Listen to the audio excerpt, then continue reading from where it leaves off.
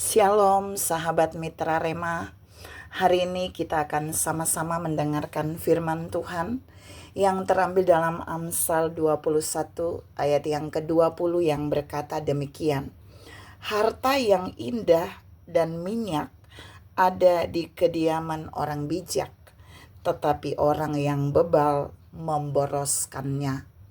Demikianlah firman Tuhan, dan firman ini akan sama-sama saudara dan saya renungkan di hari ini yang saya beri judul boros. Saudara yang saya kasihi dalam Tuhan Yesus Kristus, ayat hari ini hampir bertentangan dengan yang saya bahas kemarin tentang tidak usah berhemat. Itu Tuhan yang nyuruh. Tapi hari ini kita mau lihat tentang kata boros. Tentang kehidupan anak Tuhan gak boleh boros.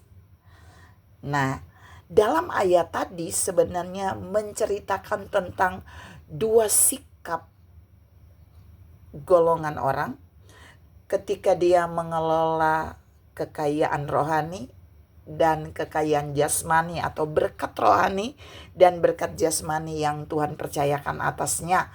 Ada orang bijak yang bisa menyimpannya di rumah, jadi dia nggak memboroskannya. Tapi ada orang bebal, orang bodoh, orang yang nggak bisa dinasehati, dia memboroskan dan menghabiskannya. Kita mau lihat tentang kata boros berhubungan dengan ayat ini. Yang pertama saudara, Tuhan mau saudara dan saya tidak menjadi orang yang boros, tapi harus menjadi orang yang berhikmat, yang bijaksana dalam mengelola setiap berkat yang Allah percayakan bagi kita. Berkat rohani, berkat jasmani, maupun berkat finansial. Saudara yang saya kasihi dalam Tuhan Yesus Kristus, orang bijak dia akan bisa mengelolanya dengan baik. Bahkan dia nggak akan menghabiskannya, tapi ada yang disimpan. Berbeda dengan orang yang bebal. Jadi orang bebal itu dia pasti akan memboroskan. Ini sesuai ayat ini. Jadi kata boros ini artinya yang pertama, semua yang didapatkan oleh orang ini dia menghabiskannya. Jadi cepat dihabiskan.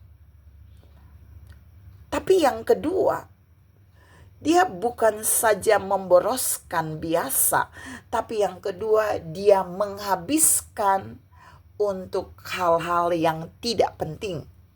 Jadi ketika saudara dan saya mendapat berkat rohani, jasmani, dan finansial, kita bisa mengecek kehidupan kita. Apakah kita menghabiskan uang itu untuk hal-hal yang penting atau tidak? Ketika itu tidak penting, maka itu namanya pemborosan. Dan menghabiskan sekaligus gak ada yang disimpan. Tapi yang ketiga, saya mau bawa saudara melihat sesuatu di dalam Lukas 15. Di dalam Lukas 15 menceritakan tentang perumpamaan seorang anak yang bungsu. Ya, saya bacakan.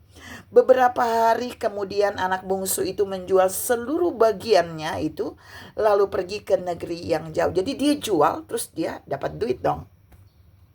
Di sana ia memboroskan harta miliknya itu uangnya itu, dengan hidup berfoya-foya di sana. Jadi orang yang boros itu hidupnya foya-foya untuk kesenangan diri, bukan untuk hal yang penting. Dan ini juga yang dilakukan oleh anak yang bungsu dalam perumpamaan anak yang hilang yang Yesus kasih tahu buat para murid dalam Lukas 15 ayat 13 sampai ayat 14. Jadi orang yang boros itu orang yang akan hidup berfoya-foya, menghabiskan semua yang Allah berikan bagi dia, percayakan untuk sesuatu yang tidak penting, tapi yang kebanyakan hanya memenuhi keinginannya. Tuhan mau saudara dan saya mulai mengecek kita. Berkat rohani, berkat jasmani, berkat keuangan. Apakah kita bijak mengelolanya? Ataukah kita menjadi orang yang menghabiskannya, memboroskannya, berfoya-foya hanya untuk memenuhi keinginan kita? Kita sendiri bisa menjawab, tapi saudara mau lihat apa akibat dari orang yang boros itu? Kita lihat di dalam Lukas 15 tadi. Alkitab berkata, kalau saudara baca baik-baik, setelah dia boros, semua yang dia punya dihabiskannya, maka timbul kelaparan. Timbul bencana kelaparan di negeri di mana dia ada. Dan Alkitab berkata, dan ia pun mulai melarat. Bahkan Alkitab berkata, kalau saudara baca seterusnya di sana, sampai mau makan aja dia nggak bisa. Harus tunggu makanan dari babi. Itu pun dia nggak dapat, saudara. Kenapa? Padahal tadinya dia punya uang yang banyak. Karena dia memboroskan semua yang dipercayakannya kepada dia.